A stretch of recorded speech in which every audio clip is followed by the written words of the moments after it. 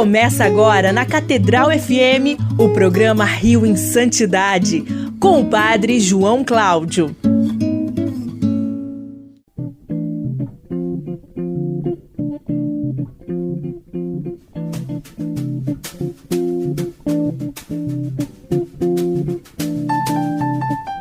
Louvado seja nosso Senhor Jesus Cristo, para sempre seja louvado.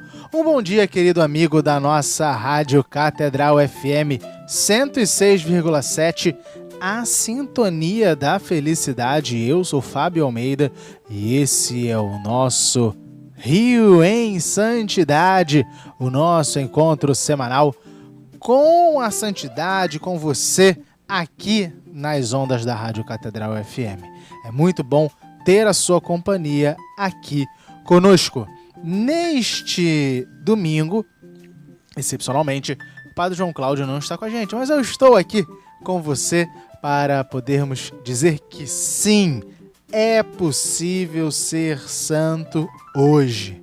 E no programa de hoje, nós vamos continuar a nossa saga, a nossa sessão, de trazer até nós pessoas, que já tenham ou não um processo de beatificação e canonização aberta, que a gente talvez não conheça tanto, ou que ficou um pouco esquecido aí pela história.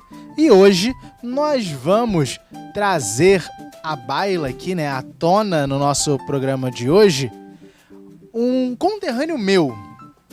Eu sou, tenho orgulho de ser nascido e criado em Santa Cruz, lá na zona oeste do Rio, e trazer a vida de um, hoje, servo de Deus ainda, quem sabe, se Deus quiser, um beato, daqui futuramente um santo, nascido no meu bairro, ou seja, ali, nas ruas por onde passo, e tantas pessoas também passam diariamente.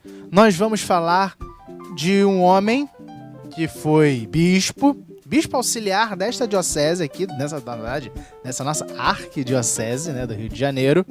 Também foi bispo auxiliar da arquidiocese de Juiz de Fora, Ele chegou até mesmo a ser, não só como bispo auxiliar, mas na verdade como bispo coadjutor, que é bispo auxiliar com direito à sucessão quando o bispo diocesano venha a renunciar por idade ou venha a falecer. E também foi bispo da diocese da Campanha, lá em Minas Gerais, onde hoje está também o nosso carioquíssimo e foi meu professor Dom Pedro Cunha, lá nas Minas Gerais. Então, quem é esse bispo, meu conterrâneo, e servo de Deus? Estamos falando de nada mais, nada menos de Dom Otton Mota. Dom Otton Mota, que foi o terceiro bispo diocesano da Diocese da Campanha, de 1960 até 1985. Ele nasceu aqui no Rio de Janeiro, em Santa Cruz, no dia 12 de maio de 1913 e faleceu lá na Campanha a 4 de janeiro de 1985. Foi um bispo católico brasileiro, como eu já disse, bispo auxiliar de Juiz de Fora e do Rio de Janeiro, e o terceiro bispo diocesano da Campanha. Em 2019, foi aberto o processo de beatificação de Dom Otton Mota. E aqui estamos usando como fonte o próprio texto da diocese, o site da Diocese da Campanha, lá de Dom Pedro Cunha. E é interessante que a Diocese da Campanha já tem, dois beatos muito conhecidos, o Beato Padre Vitor e a Beata Nhá Chica, frutos do trabalho e da dedicação desta diocese, que já vem do antecessor de Dom Pedro Cunha. E a gente vê como esse trabalho do escritório das Causas dos Santos, seja o nosso aqui do Rio, o lá da Campanha, que também é um exemplo, tantos outros aqui no Brasil, vem dando frutos não de criarmos santos. Isso aí não somos nós, a igreja não tem esse poder. Mas de irmos atrás da devoção do povo, das histórias do povo, da fama de santidade de pessoas e, ali, sendo possível, pedirmos a Santa Sé, ao Vaticano, para que se instaure primeiro, né, um processo diocesano e depois, com a conclusão sendo bem efetuada, indo para Roma para verificar as virtudes heróicas e assim poder se tornar servo de Deus, venerável, beato e, quem sabe, um dia canonizado, né? Porque a gente precisa responder ao chamado que Deus nos faz de sermos santos. Sermos santos. Então, vamos aqui ver, né, o que aconteceu lá na Diocese da Campanha para que eles se movimentassem para que começasse o processo de beatificação de Dom Otton Mota.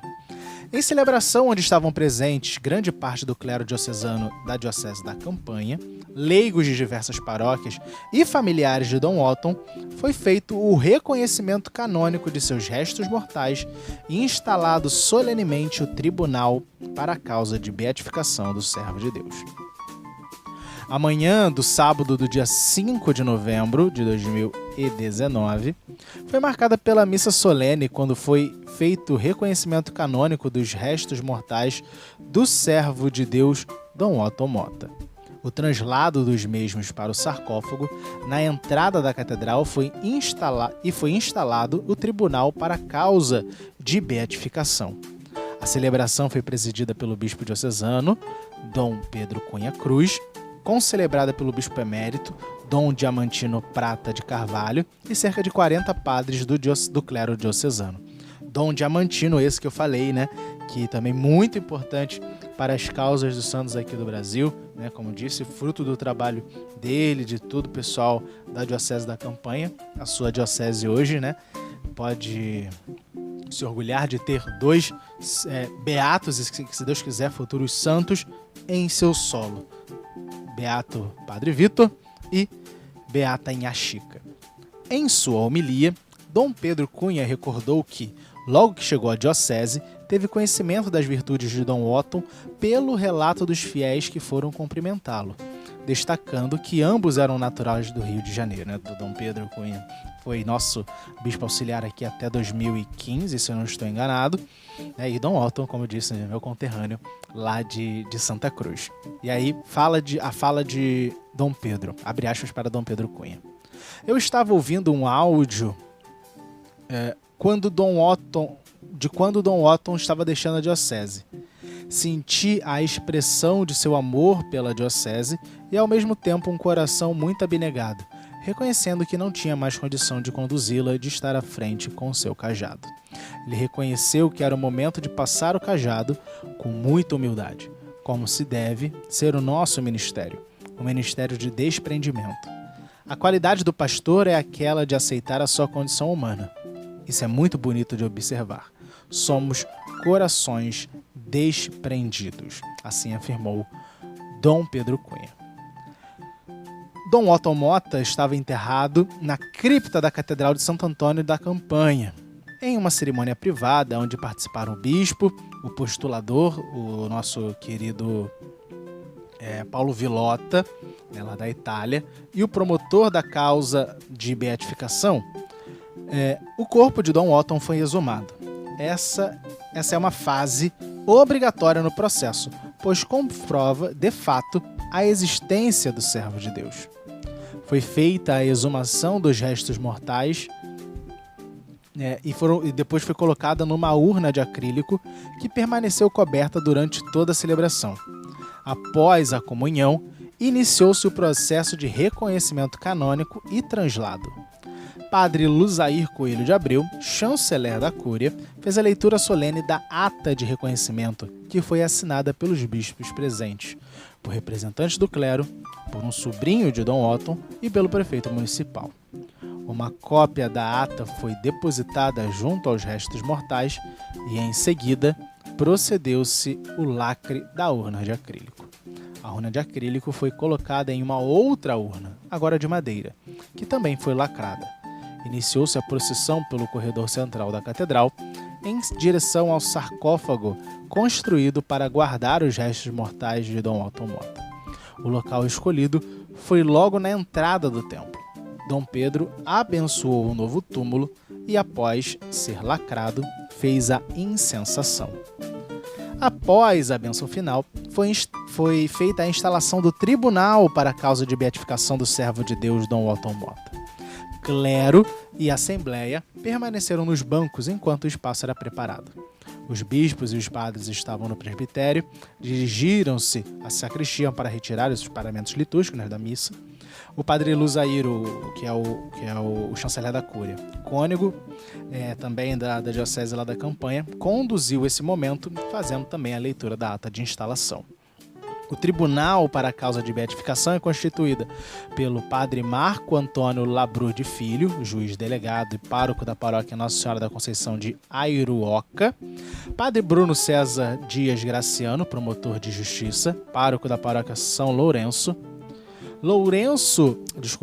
Francisco Custódio Neto é o notário, atuário, e Leonardo Gonçalves Lima, o notário adjunto, e Paulo Vilota, o postulador. Dom Pedro Cunha, juntamente com cada um dos membros do tribunal, prestaram juramento solene perante o clero e a Assembleia e o Santo Evangelho. Prometeram ser leais à causa e guardarem sigilo sobre os atos que tomarem ciência. E aí é interessante que aqui a gente também está fazendo uma rememoração, aquilo que a gente já teve um programa exclusivo, quando o Padre João explicou todos esses passos de uma instalação de uma causa de beatificação numa diocese. Às vezes as pessoas acham que, fulano morreu, tem fama de santidade, vamos fazer um abaixo-assinado para que o Papa reconheça fulano de tal como santo. Não é assim. Na verdade, é todo um processo, tem que ter um tempo mínimo, né? Tanto que foi o caso aqui do nosso querido servo de Deus, Guido Schaffer, né? Ele faleceu em 2009, se eu não estou enganado. E 5 anos depois é que pode se aventar, né, a possibilidade de instalação do processo de beatificação na diocese. Só no caso de João Paulo II, recentemente, né, de São João Paulo II hoje, que esse tempo, né, de 5 anos foi suprimido pela Santa Sé, né, por causa da publicidade, já se conhecia, né, não se tinha tanta necessidade nesse caso em específico. Mas, né, a regra, né, desse mínimo espaçamento de 5 anos. E aí, a própria matéria aqui do site da Diocese da Campanha vai explicar quais são as funções dos membros, né? O que cada um faz. E vamos aqui rememorar aquilo que a gente já falou há alguns anos, muitas pessoas estão caindo de paraquedas agora, então é interessante vocês saberem. O juiz delegado é o representante direto do bispo no processo.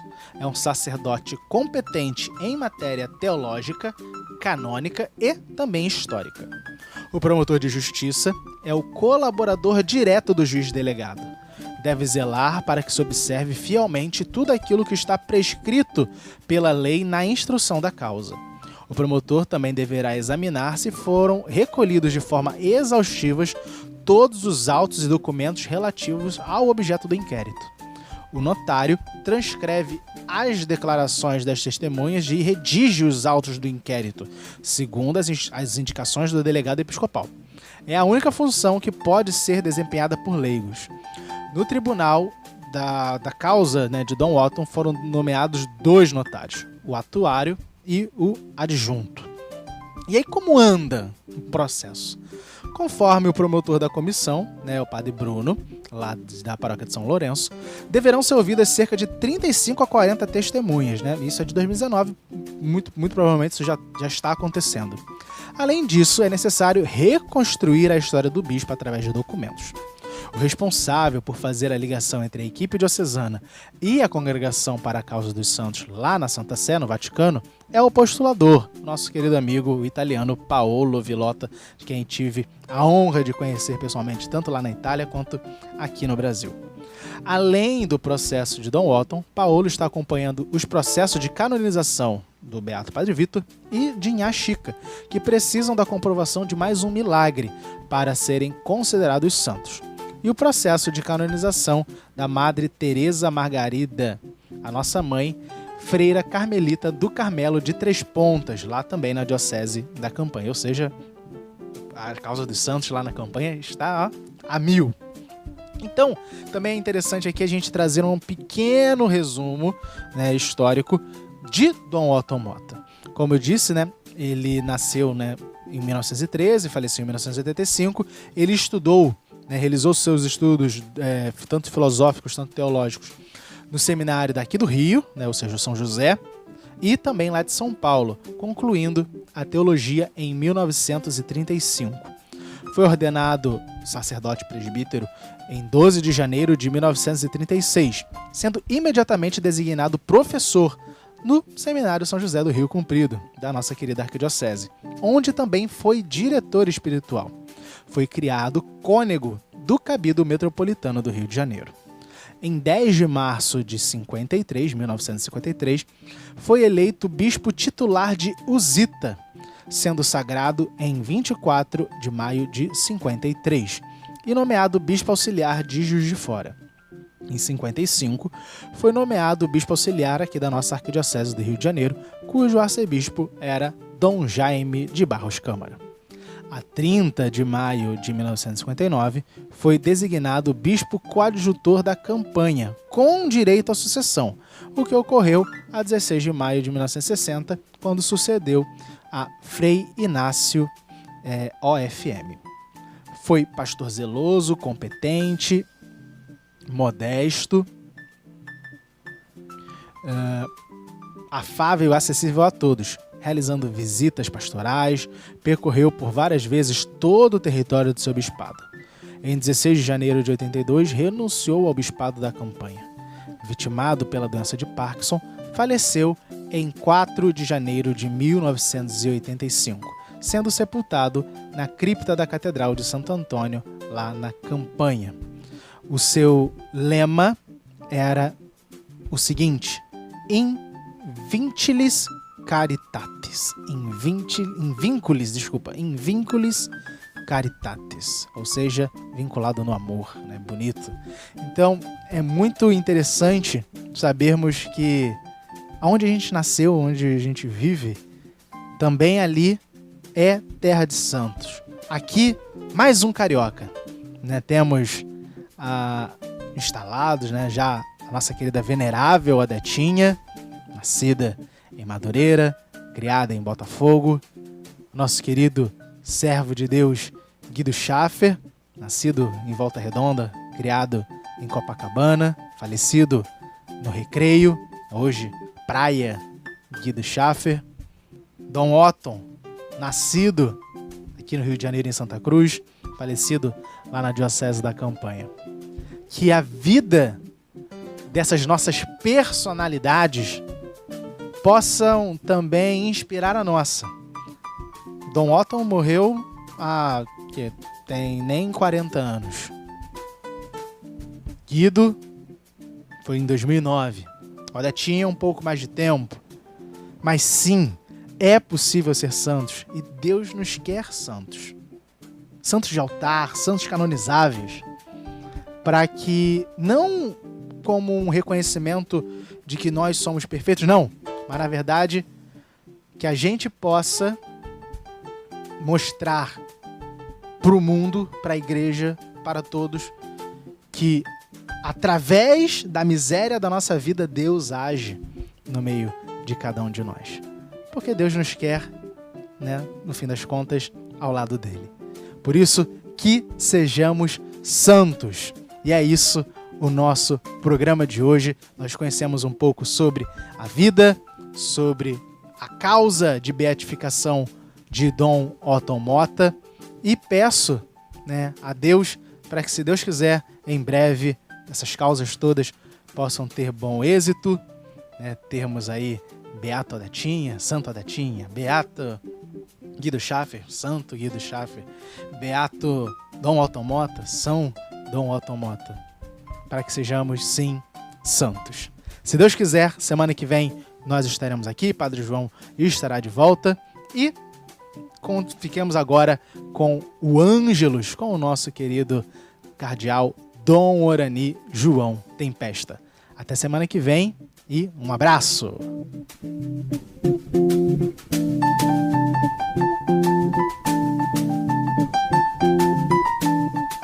O programa Rio em Santidade volta na próxima semana.